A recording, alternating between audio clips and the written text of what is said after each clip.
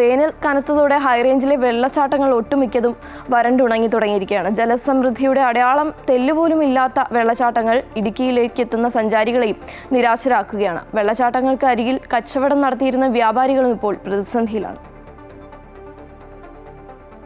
ചീയപ്പാറയും വാളറയും തുടങ്ങി പേരുകേട്ടതുമല്ലാത്തതുമായ നിരവധി വെള്ളച്ചാട്ടങ്ങൾ ഇടുക്കിയുടെ മുക്കിലും മൂലയിലുമുണ്ട്. ജലസമൃദ്ധമായ വെള്ളച്ചാട്ടങ്ങൾ ഇടുക്കിക്ക് നൽകുന്ന മനോഹാരിത വളരെ വലുതാണ്. എന്നാൽ വേനലിന്റെ കാഠിന്യം വർദ്ധിച്ചതോടെ ഒട്ടുമിക്ക വെള്ളച്ചാട്ടങ്ങളും ശോഷിച്ചു കഴിഞ്ഞു. പേരിന് പോലും ഒരു അടയാളം ബാക്കി വയ്ക്കാതെയാണ് പല വെള്ളച്ചാട്ടങ്ങളും അപ്രത്യക്ഷമായത്. ഇടുക്കിയുടെ വിനോദസഞ്ചാര മേഖലയ്ക്ക് ഇത് തിരിച്ചടിയായി.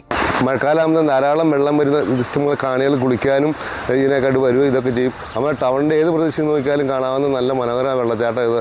ടൂറിസത്തിന് ഒത്തിരി ആളുകൾ ഇവിടെ വന്ന് കണ്ടുപോയിക്കൊണ്ടിരിക്കുന്ന സ്ഥലമാണ്. ടൗണിലൊക്കെ നോക്കിയാലും കാണാവുന്ന ഒരു നല്ല ഇതുള്ള സ്ഥലമാണ് ഇത്. ഇപ്പോൾ വെള്ളം പറ്റിക്കൊണ്ടിരിക്കുകയാണ്. ഇനിയിപ്പോൾ എല്ലാം വെച്ചുകൂടെ വെള്ളം പറ്റും.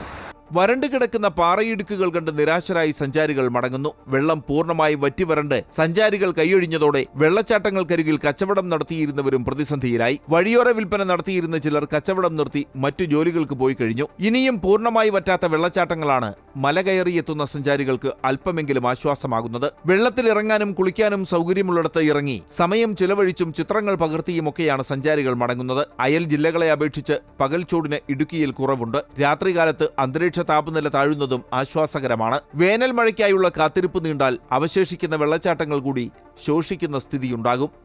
MC Boban, Amrita news, Idukki.